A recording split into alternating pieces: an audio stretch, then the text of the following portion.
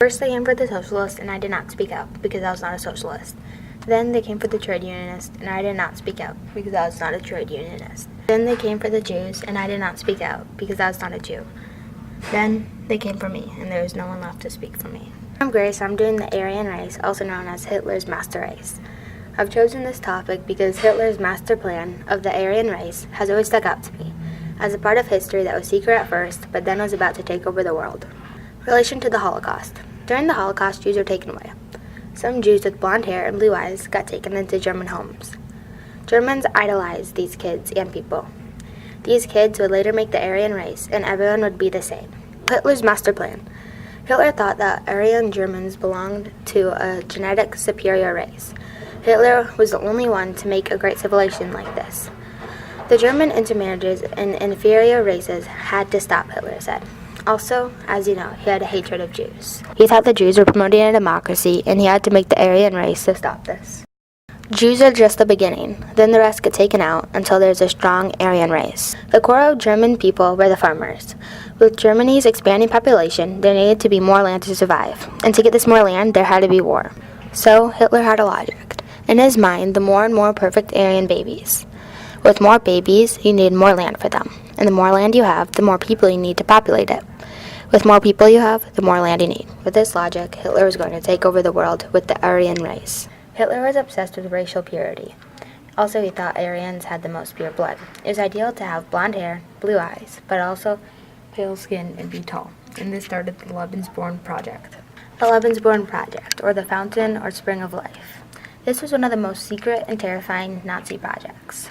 It was founded on December 12, 1934. It was put in place by Hitler's right-hand man, Heinrich Himmler. We succeed in establishing this Nordic race, and from this seedbed produce a race of 200 million. Then the world will belong to us. There's 14 Lebensborn clinics throughout Germany and Austria. Also, there's 9 in Norway. The Lebensborn clinic spread to France, Luxembourg, Belgium, and the Netherlands.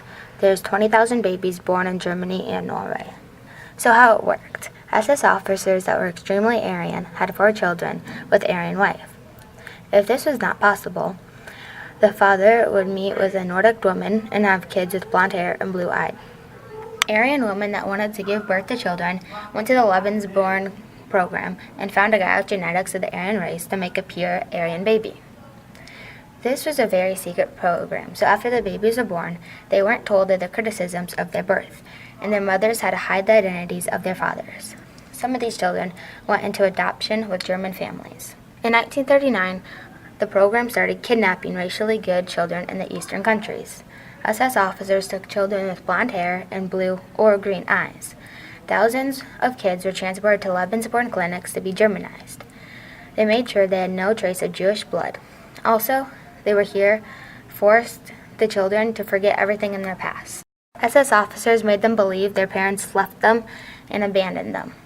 If children did not believe this and knew that they were taken, they would be beaten up and taken to concentration camps. Did they want me as a child? Or just did they want somebody as an ideological person for the system? The story of Alexander. Alexander was born with blonde hair and blue eyes and lived in Crimea. In 1942, this 1-year and 10-month-old was playing outside.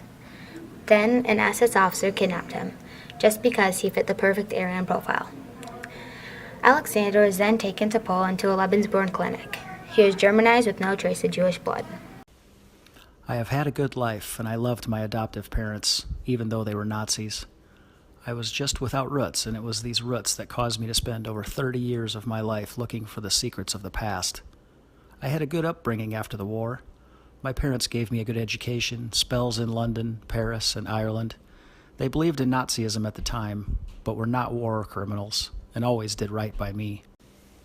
But of course, they could not answer the question of who I was. They did not know.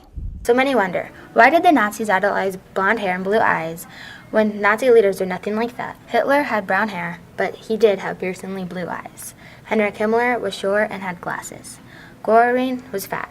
The only one main Nazi official with blonde hair and blue eyes was Heydrich. He alone, who owns the youth, gains the future.